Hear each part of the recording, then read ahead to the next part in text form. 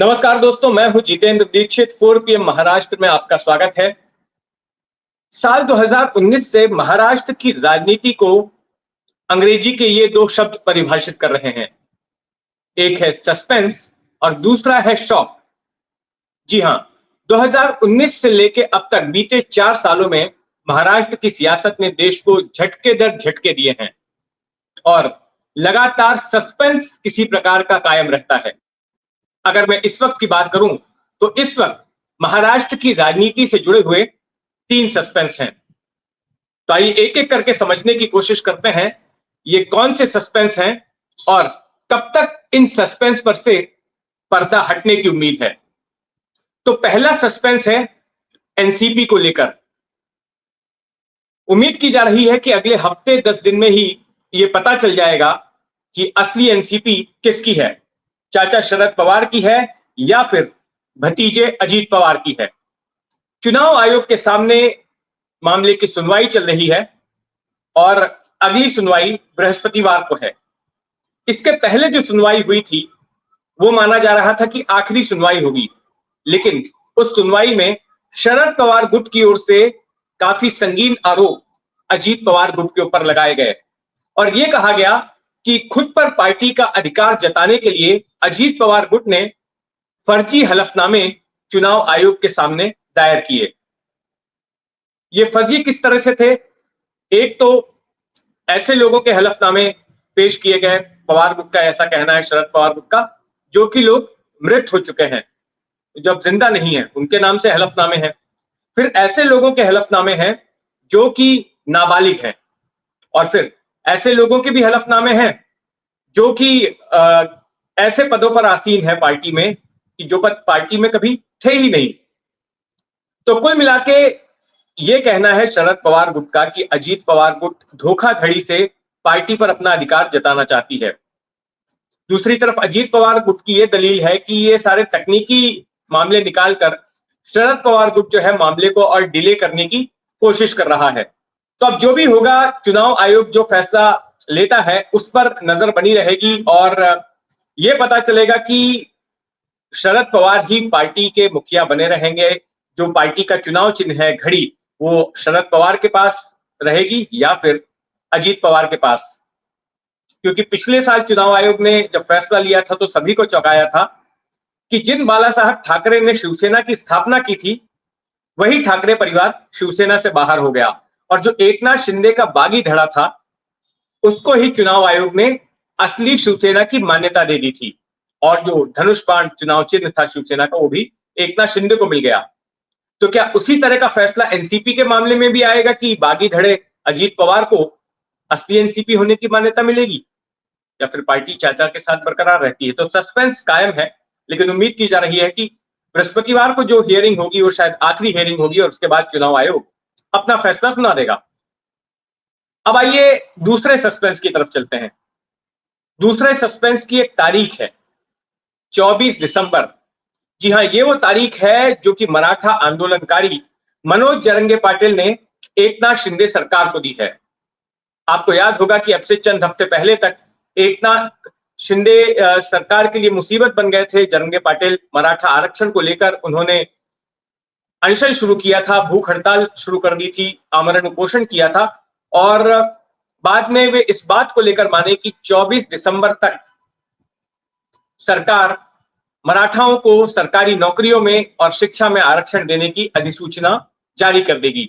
और अभी भी लगातार वो सरकार पर बनाए हुए हैं, महाराष्ट्र भर में घूम घूमकर सभाएं ले रहे हैं और सरकार को उस तारीख की याद दिला रहे हैं। और इनका कहना है, आंदोलनकारियों का कहना है कि अगर 24 दिसंबर तक महाराष्ट्र सरकार ने इस पर फैसला नहीं लिया तो फिर ऐसी स्थिति में ये सारे लोग चलो मुंबई का नारा देते हुए मुंबई पहुंचेंगे और मुंबई को ठप कर दिया जाएगा। तो ये दूसरा सस्पेंस है कि 24 तारीख तक एकनाथ शिंदे की सरकार क्या करती है।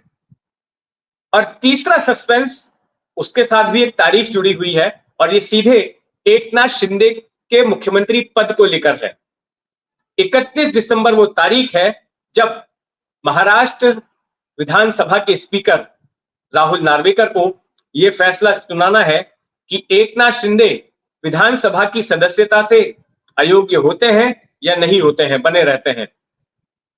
क्योंकि पिछले साल जब उन्होंने शिवसेना से बगावत की थी, तब उद्धव ठाकरे गुट ने विधानसभा स्पीकर के सामने अर्जी दायर की कि दल बदल कानून के तहत एकनाथ शिंदे के खिलाफ कार्रवाई होनी चाहिए, उनको विधानसभा की सदस्यता से निकाल बाहर करना चाहिए, क्योंकि उन्होंने पार्टी का व्हिप नहीं माना है।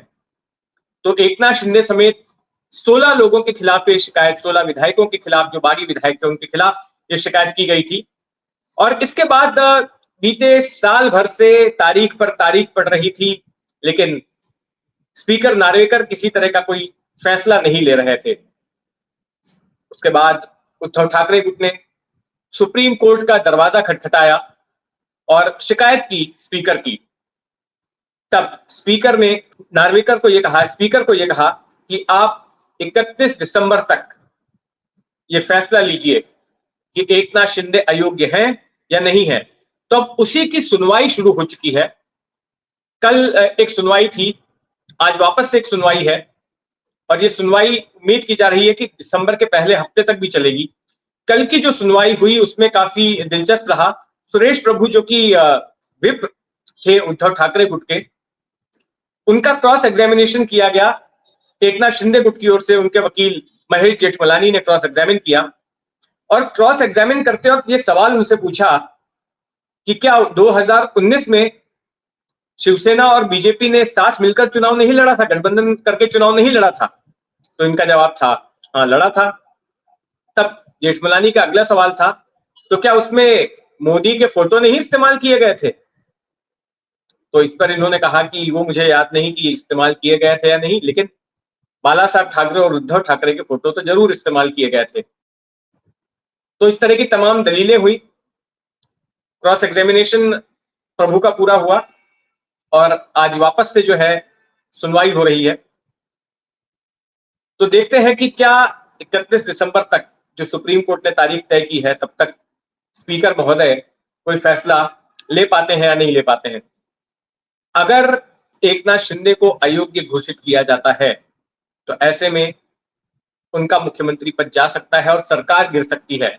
और फिर जैसे कि चर्चा हो रही थी कि शायद अजीत पवार को मौका मिल जाए मुख्यमंत्री बनने का। लेकिन वहीं दूसरी ओर फडणवीस ने मीडिया को दिए इंटरव्यू में यह स्पष्ट किया था कि अगर विधानसभा की सदस्यता एकनाथ शिंदे की चली भी जाती है तो फिर उनके सामने विकल्प है कि वो विधान परिषद का सदस्य बन जाए और मुख्यमंत्री पद पर बरकरार रहें, क्योंकि मुख्यमंत्री पद पर आसीन व्यक्ति दोनों में से किसी एक सदन का सदस्य होना जरूरी है। तो महाराष्ट्र की राजनीति में जो कुछ भी हलचल होगी, जो भी डेवलपमेंट्स होंगे, हमारी उस पर नजर बनी रहेगी। आप भी अपनी नजर बनाए रखें 4 PM महाराष्ट्र पर। और अगर आपने अब तक इस चैनल को सब्सक्राइब नहीं किया है तो चैनल को सब्सक्राइब भी कर लें और अपनी टिप्पणी, अपनी राय जरूर रखें। आपका इस पूरे मामले पर क्या सोचना है नीचे कमेंट बॉक्स में जरूर डालें। और जब भी इन तीनों सस्पेंस पर से पर्दा हटेगा तो हम सबसे पहले उसे आप तक लेकर आएंगे। धन्यवाद।